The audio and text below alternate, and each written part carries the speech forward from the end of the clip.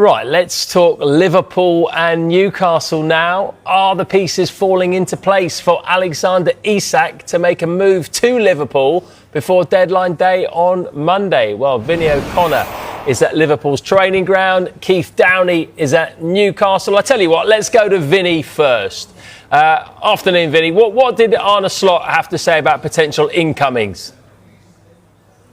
Well, Liverpool are prepared for not adding further attacking options to their squad before that Monday deadline. I think we actually see that in their stance regarding Harvey Elliott's future now as well, who could possibly remain as a Liverpool player once that window has closed. Remember, earlier this month, he was speaking to Leipzig about a possible move as well. But as yet, Liverpool have received no indication from Leipzig that they're ready to make an offer worth considering. So, in the absence of any attacking options coming in, and the likelihood at the minute, certainly from a Liverpool standpoint, is that it's unlikely they will add further attacking options, then Harvey Elliott will very much be a Liverpool player. In fact, Liverpool will resist interest in Harvey Elliott as well up until that point. And that said, Liverpool are ready to move if identified targets become available at the right price, of course, as well. So far, Alexander Isak hasn't fitted in that respect, just in terms of the valuation, of course, how far apart Liverpool and Newcastle are in terms of that valuation as well.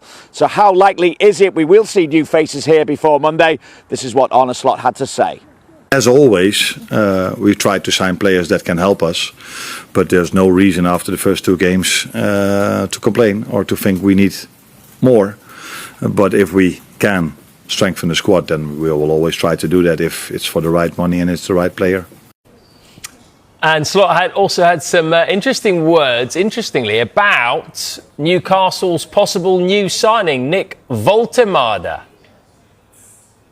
That's right, and of course everyone is putting two and two together and thinking this could be the signing at Newcastle that then enables Alexander Isak to leave the football club as well. I mean, clearly from a Liverpool perspective as well, he fits into one category as a player who would undoubtedly improve their squad. But as I mentioned earlier, the fact that the clubs are some way apart in terms of the valuation, that's why a deal is proved prohibited, because obviously Liverpool have not gone back to the table because Newcastle initially rejected that bid, that £110 million bid plus add-ons out of hand.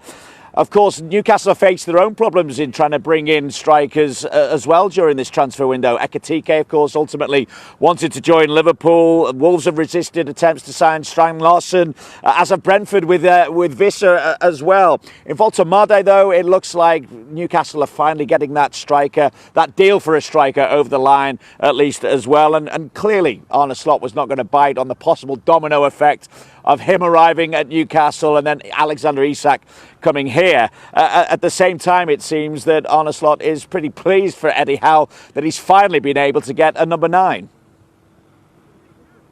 Newcastle signed, if it's true, and I have no reason not to believe what you are saying, a new number 9. So that's very nice for Eddie, because Anthony Gordon is suspended and Isak has not been training with the team a lot. So it's nice for him to have another number 9.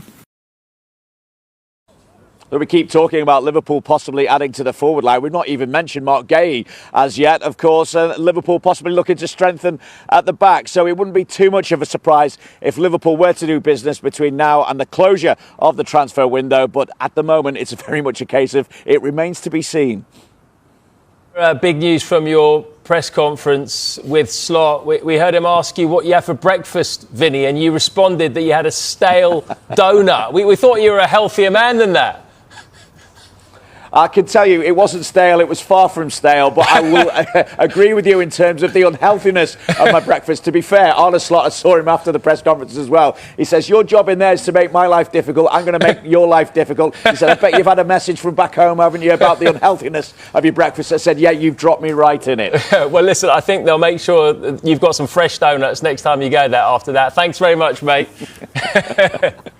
Right, those are the thoughts then of Arne Slot on Nick Woltemade. But what did Eddie Howe have to say about the German international's move to Newcastle? Well, Keith Downey can tell us right now. I reckon Keith's a lot healthier and he eats a good cereal or fruit for his breakfast.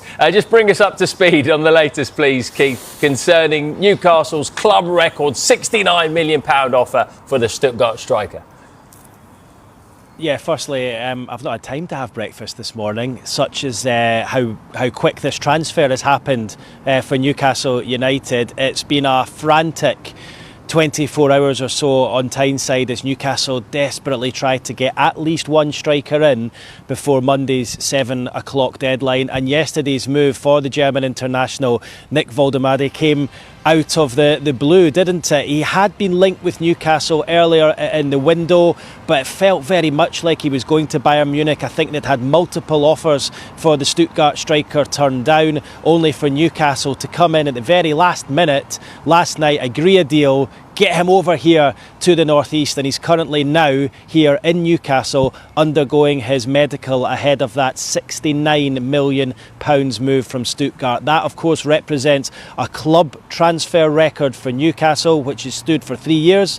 Incidentally, that was for Alexander Isak, who arrived for £63 million. Newcastle hoping to get that one wrapped up today to allow them to then move on to another striking target, which of course could then have ramifications to Alexander Isak, which I'm sure we will get onto in a moment. But Woldemade on Tyneside right now, having his medical. Eddie Howe did suggest earlier on this morning, though, at his news conference, they're very unlikely to have him registered in time to play against Leeds in the live match on Sky tomorrow at 5:30. But this is what he told us this morning on the imminent arrival of Nick Woldemade. What can you say to us about the move for Nick Woldemade? Not too much, Reza, but positive signs. I think things are moving and developing in a good way at the moment. So until things are done, can't confirm anything, but lots of reasons that I don't understand. But I think that the most important thing is that we try and bring a centre forward in. That's what we've been working towards really hard all summer. So hopefully we're getting closer. Well, lots of people obviously speculating that a move for Woldemade would speed up Alexander Isak's exit from the club. Did Howe give us any update on his future? Look, I don't think Eddie Howe wants to go into too much detail about that. It's been dealt with by powers above him. But look, my understanding of the situation is that Newcastle are looking to bring in one, if not two strikers, to in turn open the door for Alexander Isak's departure. He's made it clear he doesn't want to play for the club. Newcastle's owners tried on Monday to change his mind, but there was no resolution to that. So I think Newcastle are in a difficult situation here. Do they keep a player who could potentially refuse to play after the closure of the window? That would be a risk that they would take.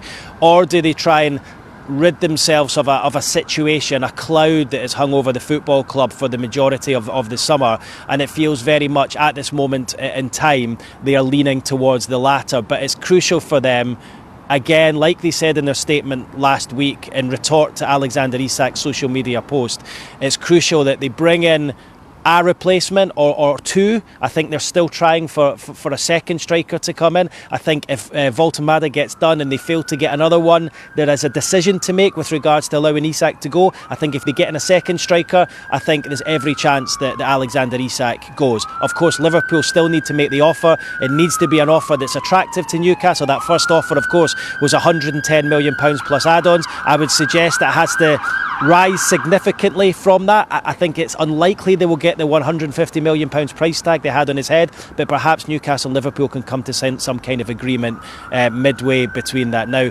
Eddie Howe didn't want to talk too much in Isak because he's away from the first team squad at the moment. I don't think he's spoken to him for over a week now, but this is the insight he gave us to the situation. And read between the lines here from what Eddie Howe is saying.